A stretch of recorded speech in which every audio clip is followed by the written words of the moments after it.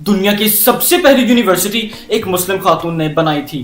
कहानी शुरू होती है आज से तकरीबन 1200 साल पहले, जब मोरक्को के शहर फेज में एक तुनीशिया नामी कंट्री से हिजरत करके आई फैमिली रहने लगती है, जिनमें एक यंग लड़की फातिमा अल फेहरी भी शामिल थी, जिसके वालिद अपने दौर के एक बहुत अमीर ताजिर थे।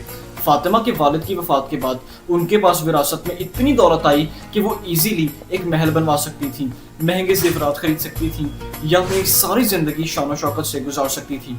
पर उन्होंने इनमें से कोई एक ऑप्शन भी चूज नहीं किया और अपनी ये सारी की सारी दौलत सिर्फ एक ही चीज में लगा दी, यूनिवर्सिटी ऑफ अल क़राविय्यीन। इसकी कंस्ट्रक्शन को 2 साल लगे थे, जिस दौरान फातिमा अल फेहरी ने कंटिन्यूसली फास्टिंग की, यानी रोजे रखे और पूरी की पूरी कंस्ट्रक्शन को अपनी मर्जी और आंखों के सामने करवाया। ये पूरा प्रोसेस इतनी ईमानदारी से हुआ था कि बिल्डिंग में इस्तेमाल होने वाला पानी तक उन्होंने अपनी प्रॉपर्टी पर कुआं खुदवा कर वहां से इस्तेमाल किया और सारे के सारे मटेरियल्स को लोकली सोर्स किया गया था।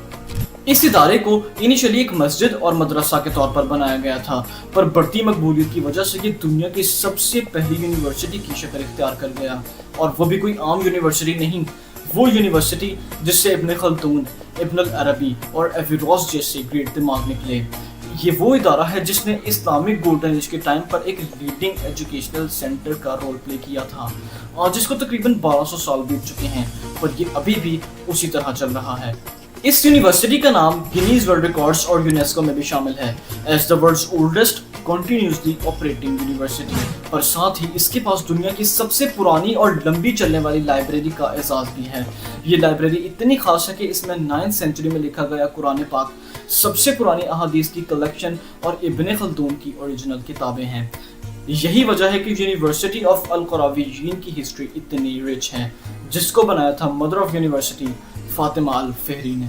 इसका ये नाम भी इन्होंने खुद ही रखा था, क्योंकि तुनीशिया के जिस इलाके से इनका ताल्लुक था वहां के रहने वाले लोगों को कहा जाता था क़राविय्यीन। स्क्रीन पर आप देख सकते हैं जॉर्डन म्यूजियम में खड़ा फातिमा अल फेहरी का स्टैच्यू। हिस्ट्री में इनकी इंपॉर्टेंस तो आप जान चुके हैं, बट मॉडर्न दौर में भी इनको वही खासियत दी जाती है, क्योंकि यूरोप अपने नॉर्थ अफ्रीका से आए स्टूडेंट्स को आज भी हर साल फातिमा अल फेहरी स्कॉलरशिप देता है, और तुनीशिया जिस कंट्री से ओरिजिनली इनका ताल्लुक था, वो मुल्क आज भी अपनी खवातीन को तालीमी कामयाबियों पर फातिमा अल फेहरी अवार्ड देता है। मुझे उम्मीद है कि आपको मेरी ये शॉर्ट स्टोरी वाकई पसंद आई होगी, तो वीडियो को लाइक और मुझे फॉलो और सब्सक्राइब लाजमी करना।